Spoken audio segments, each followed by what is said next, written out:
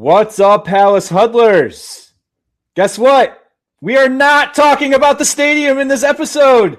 We are tired of it. It is exhausting. I have been spending too much time going back and forth on Twitter. If you really want to know what I think, you can go over there. We are going to focus on football as the Bears are in mandatory minicamp this week. As always, I'm Rob Schwartz with Bear Goggles On. Tonight with me, good friends and co-hosts Bob Weiss, Justin Onayemi. Welcome. This is the Halas Huddle, where we're shifting topics, at least for this episode. I love it. The reason I'm back, we're not going to say the S word, other than when Rob just said it. But hey, Halas Huddlers, we really thank you for all the support.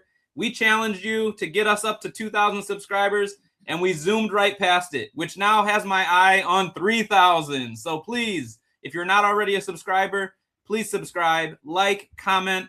We love to talk Bears football with all of you, and we got a good show for you here today. So Rob, why don't you start us off? Tell us what we're going to talk about first. Yeah, we are going to get into just a little bit of a roundtable discussion. I want to kind of gauge your guys' feelings of where we are at this point in the offseason. It's very, very early. There's way too much that's going to be happening between now and the start of September, now and the start of training camp.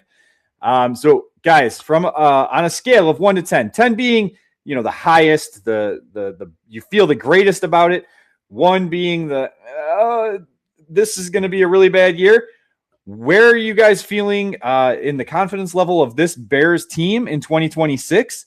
And I want you to just kind of also just give us what your greatest reason for optimism and then your biggest concern regarding the team.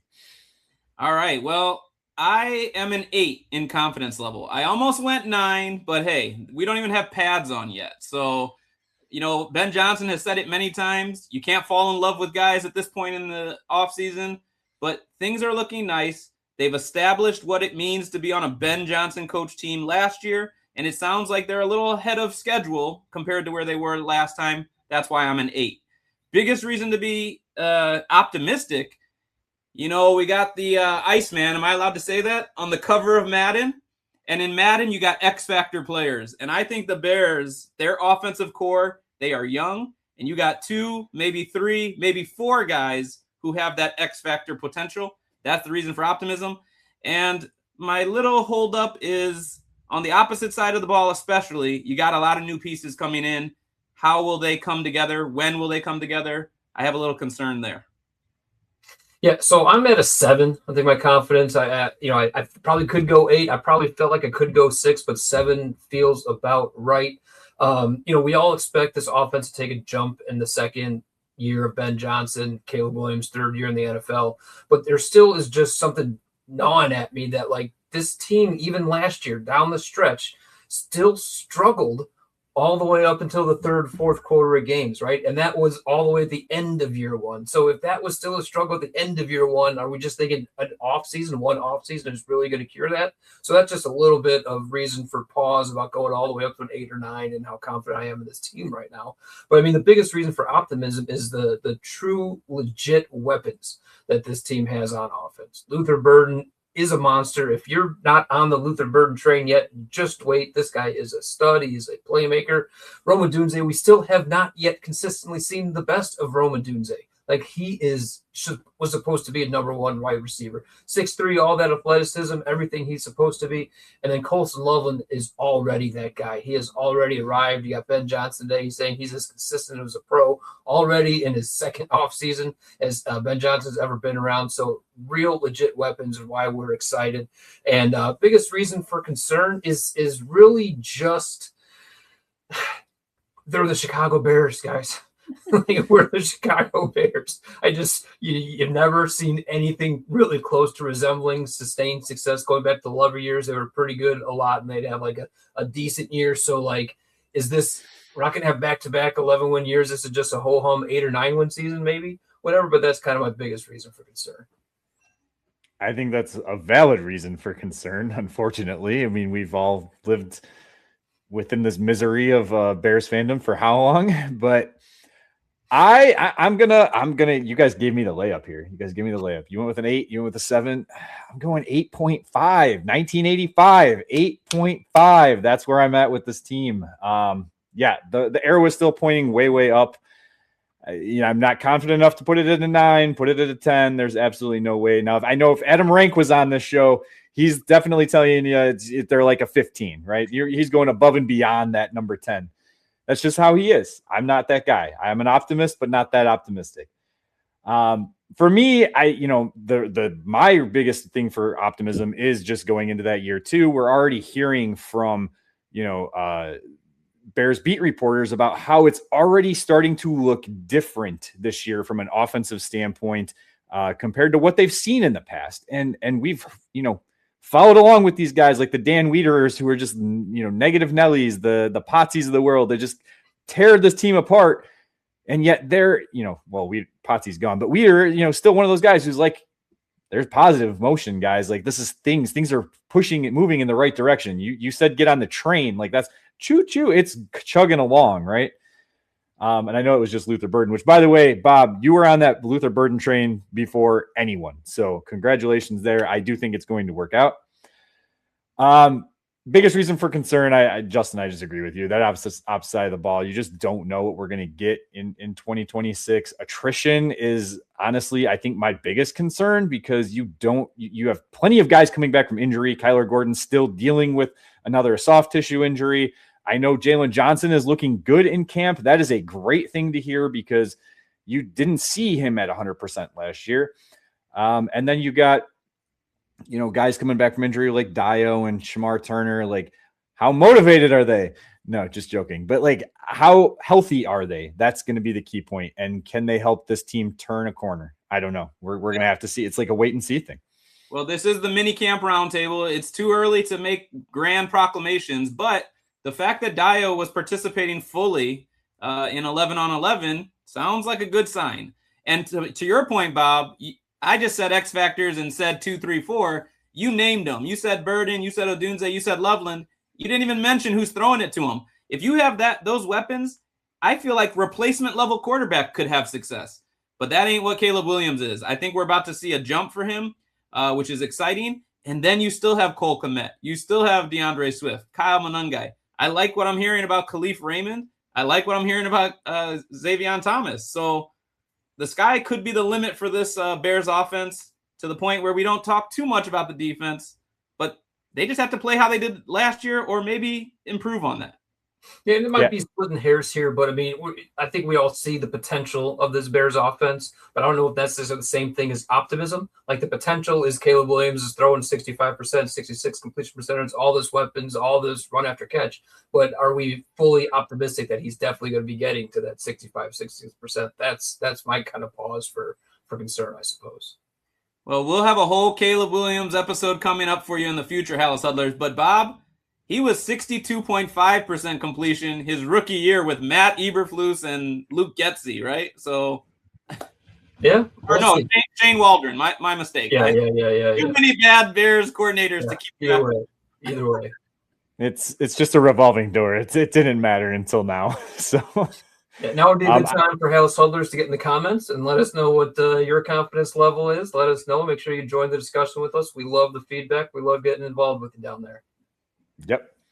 All right. Let's move on to the next segment, guys. We are going to, you mentioned X Factor. We're going to talk about what our X Factors are and what we think is the most defining moment or the defining, I guess, anything on how you want to turn this into, your reasoning on why you think the Bears are going to succeed in 2026.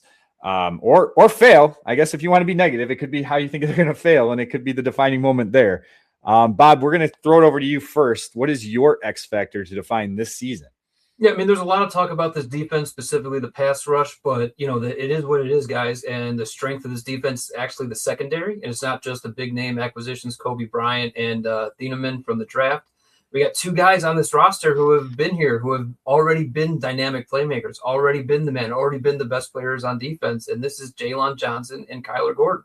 If these guys can be those players, And then, just kind of sitting on top. If Jalen Johnson is the best player on our defense again, that takes a lot of pressure off the pass rush. It takes a lot of pressure off the rest of the things. If Kyler Gordon can come in and blitz off the nickel, right, that takes more pressure off the pass rush. If he can make plays, make interceptions, make up for some of the turnovers in Byard and the guy I already forgot, Nahshon Wright, make up for some of those turnovers that we lost, then, these are the guys that are going to maintain the level of defense that we had that was able to carry this team deep into the playoffs last year, even without, total and revamped talent on the defensive line. So Jalen Johnson, Kyler Gordon, my X factors for the season.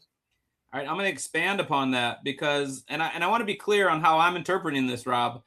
It's not that I'm saying that this thing is like what, propels them to greatness. I'm going to talk about that defensive line. And to Bob's point in an earlier episode, it wasn't great last year, and you won your division, and you were a play away from going to the NFC Championship. But I do want to highlight the fact that this could be a breakout season for a guy like Austin Booker. And he was injured at the beginning of last season, and it was only year 2 in the NFL. But by the end of the season, if you look at his advanced stats in terms of pressure rate, and snaps that he played on the field, he was like an every down type of defensive end. And I think we're looking at a growth from him. You want Montez Sweat to just still be what he was last year. And then maybe a player to be named later. Maybe it's Dio. Maybe there's a lot of ifs or maybes, but hopefully at least one can hit. And then you have a rotation. And that's always what you're looking for on the defensive line. But the reason this is piggybacking off of what Bob said, if you're strong in the back, if your linebackers are good at coverage, that helps that defensive line. So I think it's the X factor because it could be the thing that makes them go from good to great or great to you're hoisting up the Lombardi trophy. Yeah, I just want to point out that we decided that we were not going to take the easy way out here when we decided our X factors for this season. It is clear that the biggest X factor is going to be the second season of Ben Johnson and how much growth we see from Caleb Williams in this offense going into year 2. Obviously, that jump is going to make or break the 2026 season. That's the easy way out. We decided that was not. Exactly. So I'm going to go the opposite side of the ball. You guys went both defense. I am going to go on the opposite side of the ball, and I'm going to go on the opposite side of the trenches. I think that offensive line unit is going to be key. Look, you now lost in my opinion, a Pro Bowl level, almost an all-pro level center in Drew Dahlman. That is a huge part of reason why they saw so much success in 2026. Now you go and you trade for a veteran who was on a Super Bowl team, right? In Garrett Bradbury. How well is he going to mesh with Caleb Williams? Or are they going to turn the reins over right away to Logan Jones? To me, I've said it from the beginning, that has to be an open competition. I need to see it being an open competition. I don't care that you traded away a 5th-round pick as trash. You're throwing away garbage to get Bradbury here. And the fact that New England was okay with giving up Bradbury for a 5th-round pick tells you something as well. I want to see that open competition. Go earn that job, Logan Jones. That's going to be key. That center part of it. And then how well does that offensive line gel? Look, we know Joe Thuney is like an all-pro Hall of Famer in the making. He's going to help out whoever is in the center position. He's also going to help out whoever's at the left tackle position because we have no idea how that's going to play out, right? You got Ozzie Trapillo, looked like he was going to potentially move into that spot and kind of be that guy. Well, he gets hurt. He's not going to be back maybe at all this year. Now you got, Wilkes. You got you brought back Braxton Jones. You got the Canadian Eagle, right? So which one of those guys are actually going to win that starting position? Or is it going to be another rotation that we saw last year, which ended up being okay, but it wasn't great. And I want to see great. And then the guy that I haven't said the right side, I didn't say Jonah Jackson either. Jonah Jackson, perfect. We talked about him on another episode where I feel like he's not necessarily like an elite guard, but he's just a guy that you can count on. Darnell Wright, man, that guy, I'm surprised he didn't get an extension yet. I know they gave him did the 5th-year option. Hopefully an extension comes throughout the season and you lock him up long-term because that is, the way the NFL works now, you need a bookend. You need both left and right tackles. It's not just the blind side anymore. So I really hope they can just lock him up for a long time. Well, if you don't, the price is just going to keep going up, because when he signs, people are going to go, whoa, about the signing. But the Bears have set themselves up nicely. My son was just talking to me well, he's not on the show, but we talk Bears even when we're not Halas huddling. But he said by 2028, they have so much money coming off the books. And so extend him now when you can. But you said something about offensive line gelling. That's the one unit that they always say they need time together. And so since Logan Jones is clearly your answer for the farther future, I think the earlier he can earn that job, the better. Let's say he doesn't start the season and by mid-season he's coming in. Now that takes time to get used to his, nuances and things like that. So, but he's got to earn it, to your point, Rob. Yeah, and the other thing, sorry, real quick. The other thing I didn't even mention is we have to also hope there's no pre-snap penalties now, because you got more guys now that have to learn the cadences that Caleb Williams is throwing out there. So I don't think there's been any talk about that much at this point in OTAs and minicamp. But if it becomes a problem in training camp again, Yeah, that left tackle competition is just not going away. We had an open competition last offseason, open competition this offseason. Braxton Jones, my guy who I championed last offseason. Maybe I was just a year off in what I was expecting from him. I did think it was interesting. Jedrick Willis Jr. is playing third string snaps right now in minicamp. I know you can't read too much into that. Somebody's got to be first, second, third in a three-man competition. But, he's a guy who highly regarded former first-round pick. Had some success in the NFL before injuries came in, so that's really an interesting position to watch, and really going to have my eye on it. All these reports coming out this minicamp and a training camp.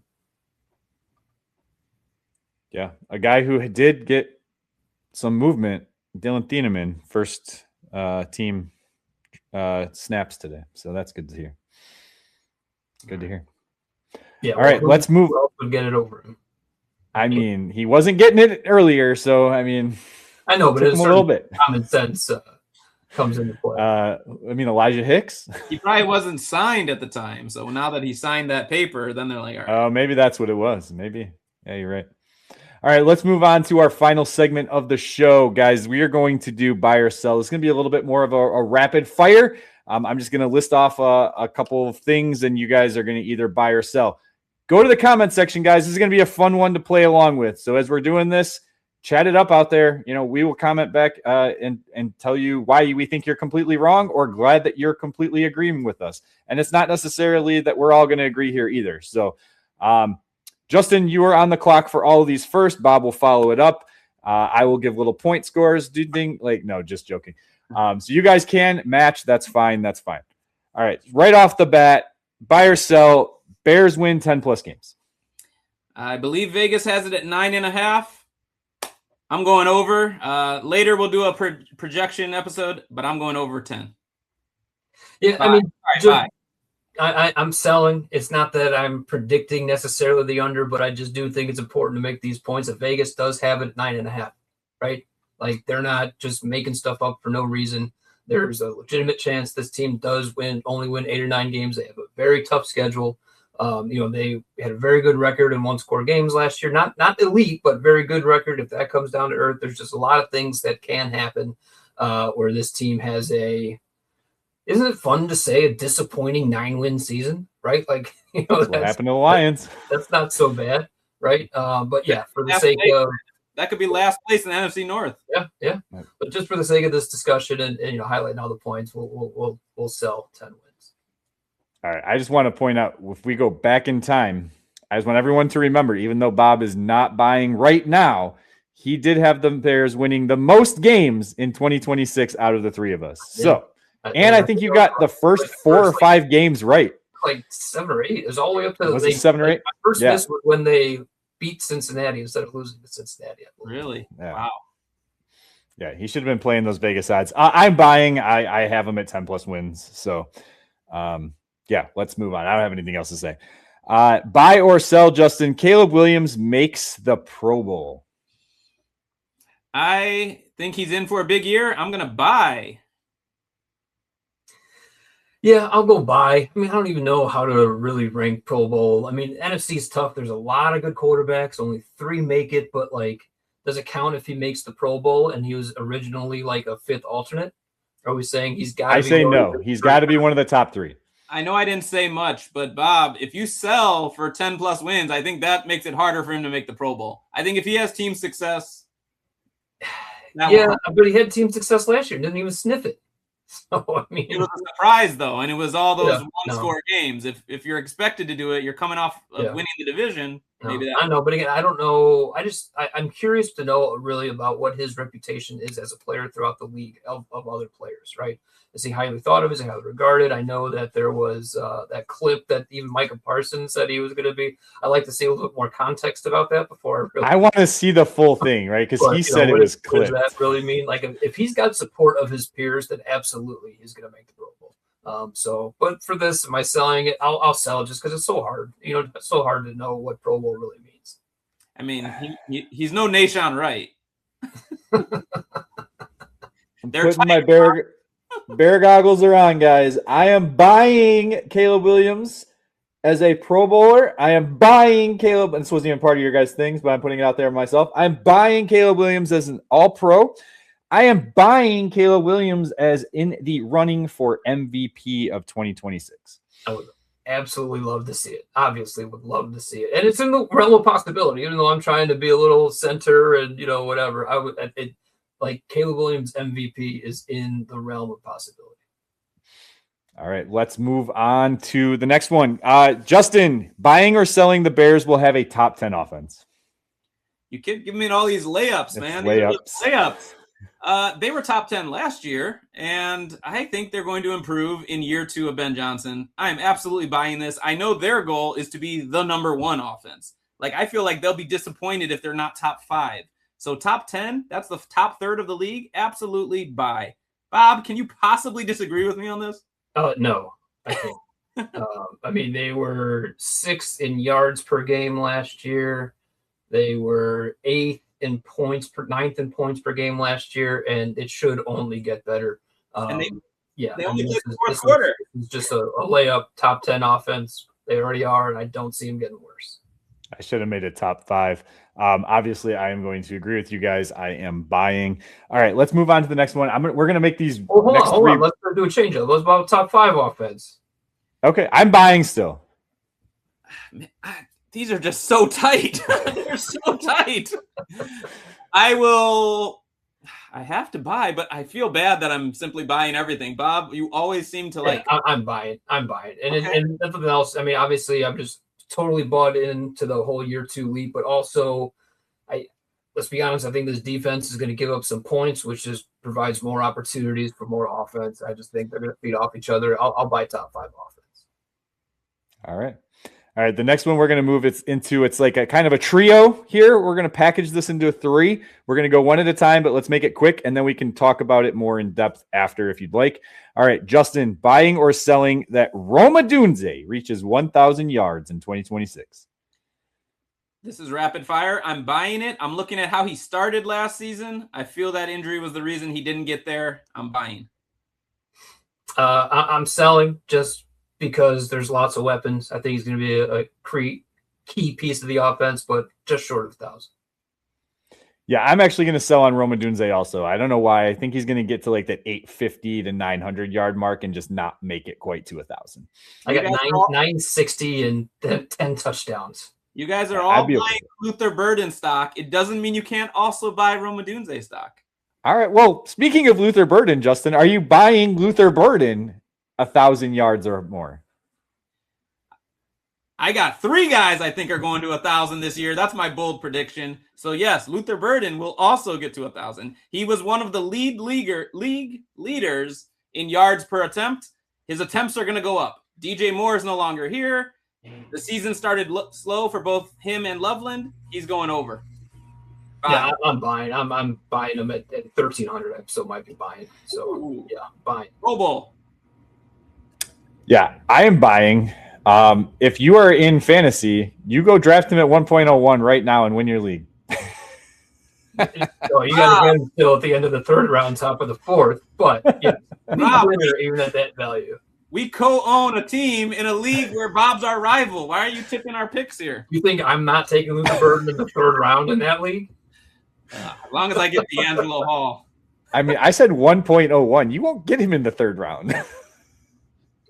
Fair enough. Touche. Justin might make me no longer a manager if I'm taking Luther Burden first overall. But he puts up 13 hundo. And 1 touchdown. Take 8 touchdowns. All right, Justin, buy or sell. Here's your other guy. Colston Loveland is going to reach 1,000 or more yards. So you both sold on Odunze. He's the one I'm least confident of the trio. So I'm buying Loveland. I think he could be the best tight end in the league this year. Yeah, absolutely. I definitely buy him, say, leading the team in receptions. But, 1,000 yards, yeah, I'll buy. If you play 15 games, how many yards do you need to average to get to 1,000? It's only 67. 67. What do you got, Rob? Yeah, so I'm definitely going to be buying Colston Loveland at the 1,000 mark. He had 713 yards last year. It took him the first 4 or 5 games just to get going. I think he's going to be the staple in this offense right behind Burden. I think those are your 1-2 punches. I think Rome is going to be a little bit more of a, just red zone type guy, a guy who can make big flashy plays as well, but just not, the big chunk yak yards that these other two just are going to eat up as monsters. So, I got it at 1,000 plus for sure. I got one more thing, and it hurts my triple buy here, but we've talked about it, guys. The Bears are probably – the Rams might beat them in this, but the Bears are probably number 2 in the league at 13 personnel, which means 3 tight ends, 1 running back, only 1 receiver. Will it be Rome? Will it be Burden? Will they split that? But I guarantee you one of those 3 is Loveland. So he might be on the field more than any of the other 3. Whether it's 13 personnel or 12, he's out there a lot. It's going to be Xavier Thomas. It could be. Awesome. Gadget. He might be the running back. All right, let's move on to the next one. Justin, buying or selling? The Bears are making the playoffs in 2026, and I think the first one pretty much gave this away. Yeah, I got them for more than 10 wins. I got them in the playoffs. Bye. Yeah, bye. I still expect them to be in the playoffs. Even if it's 9 wins, I expect that to be good enough to get the playoffs. I also have them in the playoffs. We're going to expand on that, though. Buy or sell. Justin, are they winning the NFC North and being ahead of the Green Bay Packers? I will sell winning the North, but I will buy being ahead of the Packers. I think Lions come back this year. Yeah, the schedule is tough, but the Bears, the Bears go 4-2 in the division. That's going to help them win the division. I think that's within reach. I will say the Bears. I'll still say the Bears don't win the division and they tie the Packers. Is that okay? But they beat the Packers twice. That's like kissing your. Thank you for adding that. I was like, that's like kissing your sister. A tie. Glad you at least added that part in. All right, I'm going to buy them winning the NFC North. They're going to go back to back. This is Ben Johnson's team. Look, Ryan Pohl said it when he took the job. They're going to take the North and never give it back. That means they are never giving it back. 2026 NFC North champs. Buy the hats now. Lock it up. And clearly, if they win, they're ahead of all of them. So, all right, last one. I actually think they're going to win, but I had to sell on at least one of these, right? I didn't have to. Torn apart in the comments. The homer, I'm not normally a homer, but I think they're good. I don't think it's a problem to feel the way that we feel on June 10th. Now ask me again on, people August 30th. You should know better than any of us here. People keep their receipts. So That's right. All right, last one. Justin, buying or selling that the Chicago Bears are a Super Bowl contender in 2026? I have them 10 plus wins. I have them as a playoff team. They were last year. I'm buying it. Yeah, it's a buy. Nobody wants to face the Bears, even if it's a kind of a tough season. They get some tough losses here and there. Nobody wants to face the Bears. Definitely Super Bowl contender. So I'm pushing. I'm not buying or selling. Like, this is one I'm just going to stay away from. And the only reason I say this is because I am very afraid of the Los Angeles Rams. The Myles Garrett trade, the talks of Aaron Donald coming out of retirement, if that truly does happen, there is no way in hell I want to be anywhere near the Rams. They beat the Bears last year, caused a little bit of a heartache. It was one of the greatest lost games I've ever been to physically there at the stadium. The standing ovation for that team was amazing. They deserved it. They deserve to win.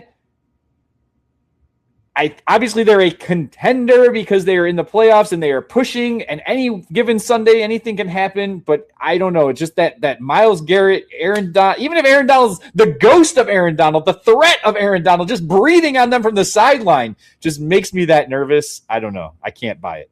I wish I remembered which Rams player it was, but I heard one of them interviewed about that game against the Bears, specifically that throw from Williams to Kmet on 4th and 4. He's backing up to the 40. And he said, whoever the player was, said he was shocked that the Bears didn't go for 2. And that had they gone for 2, he was pretty sure like the tides had turned. And it's just a fun what if kind of thought. But you're right. Rams are good. I'm sure they're the betting odds favorite, or they're up there for sure. But you got to play the games. And their contender just means you're one of those teams that people are worried about. That's kind of what Bob was saying. Yeah, agreed. One of the 5 or 6 teams that got a real legit shot at it. I had to loosen it up a little bit, guys. Starting to cut off your circulation. That's right. The eyes were starting to bulge out. I was looking like Jess from New Girl. New Girl reference. Got to throw it in there. All right. This was a fun one. I'm glad to see that we didn't have to talk about something else for once. We got to talk about football. Let's keep talking about football. I'm not saying that we won't talk about other things between now and the beginning of August. Things are going to be discussed. But right now it's football, football, football. Thank you guys for joining me. Justin, Bob, do you guys have anything else before I end the show? Just want to thank everyone again for getting us to 2,000 subscribers. That was a goal we had, and we hit well ahead of schedule of what our goal was. So if you're still listening now and you're not subscribed, go ahead and subscribe and help us reach our next goal. Really appreciate it if you did that. I got nothing. Great show, guys. I couldn't have said that any better than if I said it myself. I can't even speak. Nope. Definitely wasn't going to say it any better. Until next time, though, always bear down, claws up, and fuck Green Bay.